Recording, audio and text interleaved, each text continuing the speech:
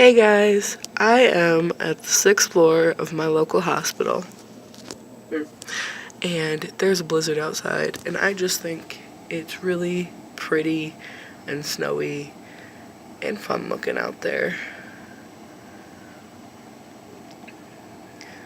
It's very foggy, it's been snowing all day, and it's a nice view to have. If you have to sit in the hospital, sit here and watch a blizzard go by. There expects snow, but it's just been non-stop for like 6 hours or something. Anyway, I hope y'all are having a great day. Oh, and by the way, I'm at the hospital, but I'm fine. Everyone's fine.